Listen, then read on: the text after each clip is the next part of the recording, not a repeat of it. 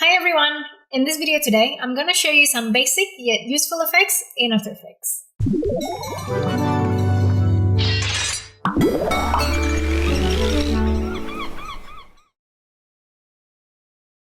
So there's a lot of things that you can do with Fractal Noise, but my favorite way is to create dusty overlay with it. In order to do that, you'd want to bring up your contrast as high as you can, and then bring down the brightness until you're left with like small speckles like that. And then you can also open the transform, and if you want to make this speckle smaller, you can do that. So I'm going to reduce it a little bit like that. And then the next thing is to add time expression onto random seed. So if you open evolution options here, and then add time expression onto random seed, and then you'll have those white speckles animating randomly like that. And then the last thing that I want to do is usually to set my Fractal Noise layer from normal to screen, so that it's overlaid over any layer that you have underneath it. Another good way to use Fractal Noise is to use it as a texture for your fake 3D text. And that brings us to our next effect, which is CC Blobblylize. So CC Blobblylize will add this fake 3D effects, and usually I use it for a text layer. So all you need to have is your text layer and then a solid layer with Fractal Noise. And then I'll just turn off the text layer because we're just going to use that as a map. And then you'd want to add your Fractal Noise here. And then usually I'll just change it to max, scale up the scale, and then we can adjust the contrast later. And then I want to bring the CC Blobblylize and put that underneath the Fractal Noise. And you want to change the blob layer to your text layer, which is this one. And then you have this 3D text layer. And I usually just bring up the cutaway a little bit, the letters not touching each other. And then you can adjust the softness. So the softer it is, like the smoother it will be. But the less it is, then it'll have that kind of a bit of sharper edges. And you can also adjust the light if you want, and also the shading. Now, if I don't have Fractal Noise before CC Blobblylize, it'll look like that. Fractal Noise just adds a bit more texture and makes your text look more metallic. The next effect is Turbulent Displace. Turbulent Displace is good if you want to distort your layer or give a bit of movement to your layer. So for example, I add this onto my text layer, so it distorted my text like that, and you can change the displacement to something else. They have a lot of options here that you can try. And usually I would just add time expression onto the evolution. So I'm gonna type in time asterisk 20. So that way it animates like that. I'll probably bring this up a little bit more. And then also, of course, you can change the amount. So if you want it to be more distorted, then you bring the amount up like that. And also the size of the distortion itself. So as I bring it up, as you can see, the distortion becomes bigger. But if I bring it down, it's more detailed and much more smaller. Turbulent Displace is also useful if you apply it to a still photo. So as you can see, if I turn it off, the clouds look like that. And if I turn this Turbulent Displace on, it kind of like distorts the shape of the clouds itself. And the good thing is, if I add time expression onto the evolution here, it'll animate the clouds as if it's actually moving. So Turbulent Displace would be useful if you want to animate a still of a cloud or tree with leaves or even water. Before we continue, have you ever wanted to save time on motion graphics? Motion Duck Extension has thousands of animated templates that you can add to your animation. You can download a bundle pack, buy an individual pack, or subscribe if you don't want to spend too much in one go. They also have a free pack if you want to test them out first. It's so easy to use. The cool thing is you can customize them all. Check out the link in the description below to download. Now, back to the tutorial. The next effect is Posterise Time. So Posterise Time basically will just make your scene look a bit more cartoony or like jaggedy, because it basically can reduce your frame rates per second. So for example, my composition has 25 frame rates per second, and then my Posterise Time here is 12 frame rate per second. So if I turn that adjustment layer on, now my scene looks a bit jaggedy because it reduced the frame rates and it just looks a bit more cartoony. And this kind of look is actually quite popular. I use this a lot on my project. The next effect is CC RepeTile. CC RepeTile will just repeat your object and makes it look like a pattern. So all you need to do is to just expand the right, left, down, and up however you want it. And then you can also change the tiling. At the moment it's just repeat, but you can change it to something else if you want to flip it horizontally or flip it vertically like that. So there's a lot of tiling that you can try on if you want to create pattern. But also, CC RepeTile is really useful when you have a footage that looks like this and you just want to fill the gap in your composition. So say your footage is smaller than your composition and you don't want to scale it up because it'll break the pixel, but you want to fill up the gaps. So you can apply CC RepeTile and basically fill in the gaps like that. And then just make sure the tiling is set to unfold. Now, it doesn't always work with all footage. Like for example, if I apply CC RepeTile exactly what the cloud has, obviously because there are two people here and then the head is a bit cut off in the footage. So when you repeat that footage, it just looks a bit weird like that. It can still work if you're going for like that experimental look, but that's just something that I should mention. Another alternative for CC RepeTile is Motion Tile. So it does exactly the same like CC RepeTile, but the settings just slightly a bit different. All you need to do in Motion Tile is just to add the output width and output height, and then you have to click on these mirror edges. Our next effect is gradients. So I'm going to talk about gradient ramp first. With gradient ramp, you can apply two colors and you can select whatever color you want. Like for example, I'm going to select that blue and maybe pink like that.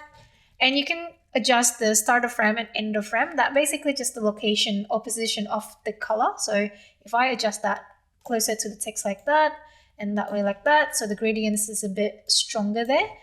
I can also change the ramp shape from linear to radial. So that way it has that radial gradient shape there. Now another gradient effect is called 4-color gradient. It does exactly the same like gradient ramp, but the difference is you have 4 colors here and you can of course adjust the colors as well. So I'm just gonna quickly adjust that. So maybe we'll do like some sort of like a purple and bluish color. And then you can also adjust the location of the color. I'm just gonna adjust that to something different. So you can adjust the position of the colors like that. And also you can play around with the blend. At the moment the blend is 100, but if you reduce that, then there will be less blend. But if you increase it, it can go past 100 and it will be blended, fully blended like that. But I usually just leave it as 100 or default. Next one is Roughen Edges. Roughen Edges is really useful when you want to create an animation that has that kind of organic, hand-drawn or kind of like collage feel. Let's have a look at our smooth edge text here. If I apply Roughen Edges, it'll roughen the edges like that. And there's a lot of types that you can try on, but we're just going to leave it for roughen for this video. And then you can adjust the border as well. So just how rough you want your object would be. And then you can adjust the sharpness of the rough. And then you can also adjust the scale. So the smaller it is, the rougher it looks, and the bigger it is, it just kind of like flow onto the edge.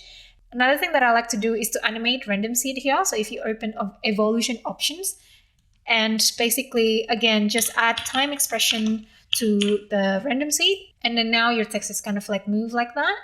So you can apply roughen edges to this paper tear kind of like effect. So if I apply it to that, this text would have that kind of cut off paper tear effect. Also, if you have a line like this, if you apply roughen edges, then it will make it look a bit more organic, as if like it's drawn by a pen. Our next effect is echo. So echo basically just repeats or echo your object that moves. So it creates some sort of a tail. For example, here my text is just animating like that, and I want to add echo. So if I turn on my echo, it already repeats my text, but obviously it only repeats one because our number of echoes is only 1. So if you want more, just bring up the numbers on number of echoes. And then usually I just change the echo operator to composite in front so you can see your actual text there. Our next effect is camera lens blur. So After Effects has a lot of different blur effects, but my favorite one is actually camera lens blur.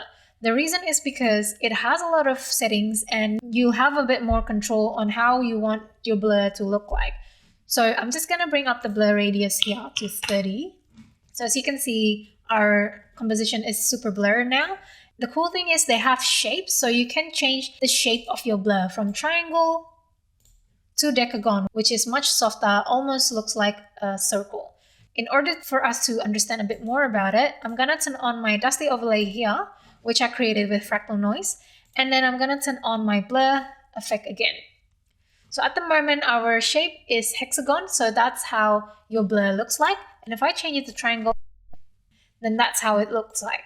And decagon is something a bit more smoother, almost looks like a circle. So I'm gonna turn off my dusty overlay now, and I'm gonna just reduce the blur to 10 for now. And then the cool thing is you have a blur map here. You can set your blur just on a map that you set. So for example, if I change the layer to my text layer here, camera lens blur, it'll just blur that part. What I'll do next is to turn off my text layer.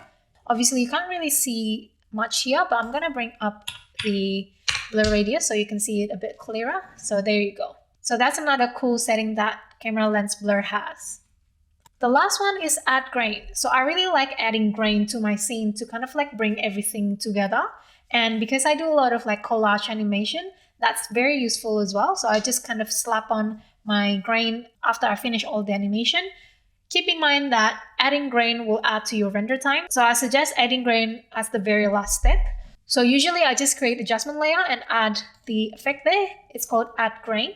And then when you apply it, usually it'll just preview this little box, which is good. It doesn't add your rendering time too much. So what I usually do, I just kind of like adjust all the settings until I'm happy with it. Then I will change the viewing mode to final output. Now let's just adjust this real quick. Usually intensity, it all depends on how strong or subtle you want the grain to look like. But let's just make it strong for this video. I'm gonna change it to 2. And then the size, usually I'll go around 1 or 0.5. I like it smaller like that, it just feels a bit more sharper. And you can also adjust the softness if you want, but I don't really like that. I like it sharp like this. And then aspect ratio, usually I just leave it as is. The important thing is on the color, you can change the grain to monochromatic. So at the moment, it actually has color, as you can see there, it's the RGB color. And if you set it to monochromatic, it all changes to black and white. You can also adjust the animation here. At the moment, the animation speed is set to 1. And if you feel that's a bit too fast, you can of course reduce it a little bit. So let's say 0.5, so it slows down a little bit. After I'm happy with that, I'll set the viewing mode to final output so that it applies to the whole scene. Thanks so much for watching. I hope you enjoyed that, and I'll see you next time.